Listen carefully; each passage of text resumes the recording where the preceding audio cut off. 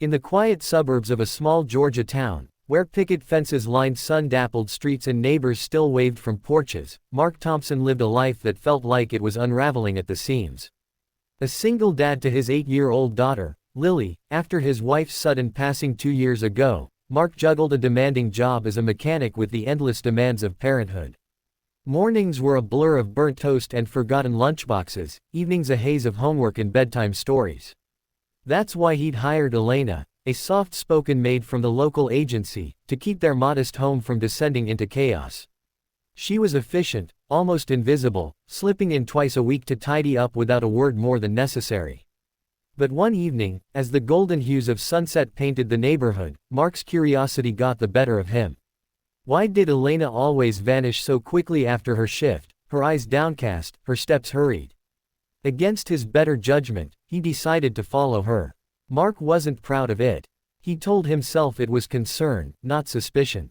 Elena had been with them for 6 months, her work impeccable, but she never shared anything personal. No chit-chat about family, no smiles that reached her eyes. She was in her late 20s, with long auburn hair often tied back in a simple ponytail, and a quiet grace that reminded him of his late wife. Lily adored her, often leaving crayon drawings on the kitchen table as thank yous. That day, as Elena packed her cleaning supplies into her worn backpack and slipped out the back door, Mark grabbed his keys. Just making sure she's safe, he muttered to himself, buckling Lily into her booster seat for a quick drive. He tailed her old Honda at a distance, through the familiar streets toward the edge of town, where motels flickered with neon signs and the hum of the highway drowned out the birdsong. Elena pulled into the parking lot of the Shady Pines Motel, a rundown spot that catered to transients and budget travelers. Mark parked across the street, his heart pounding. What was she doing here? His mind raced with dark possibilities, drugs, a secret affair. He felt a pang of guilt for invading her privacy, but he couldn't turn back now. Slipping out of his truck, he followed on foot, keeping to the shadows as she walked around the back of the motel. The air smelled of exhaust and cheap takeout. Behind the building, away from the prying eyes of the front desk, was a narrow alley lined with overflowing dumpsters and a chain-link fence. Elena stopped there, setting down her backpack. Mark hid behind a rusted van, peering out. What he saw left him speechless.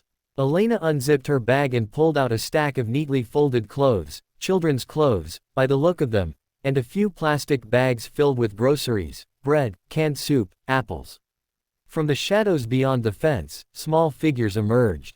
Kids. 4 of them, ranging from toddlers to maybe 10 years old, their faces smudged with dirt, clothes threadbare. They weren't hers, Mark realized with a jolt. They were strangers, huddled in a makeshift camp hidden behind the motel, probably homeless families dodging the authorities. Elena knelt down, her voice soft and melodic in Spanish, handing out the items one by one. A little boy with wide eyes clutched a sweater to his chest like treasure. A girl with braids beamed as Elena passed her a juice box. And then, from her pocket, she drew out a small wad of cash, tips, perhaps, or her own meager savings, and pressed it into the hand of a weary-looking woman who must have been their mother, whispering words of encouragement. Mark's throat tightened. This wasn't a secret vice, it was an act of pure, selfless kindness. Elena, who barely spoke at his home, was here pouring out her heart to those even less fortunate. He flashed back to the times he'd casually tipped her an extra 20, thinking nothing of it. Had that money gone straight here? As he watched, one of the kids hugged her leg, and Elena's face lit up with a genuine smile, the first he'd ever seen from her. It hit him then. She wasn't quiet out of shyness or disinterest. She was exhausted, carrying burdens he couldn't imagine. But the twist came when Elena glanced up, her eyes scanning the alley as if sensing eyes on her. Mark ducked lower, but it was too late. She straightened, her expression shifting from warmth to wariness. The mother gathered the kids quickly, ushering them back into the shadows. Elena shouldered her now empty bag and started walking back toward the parking lot.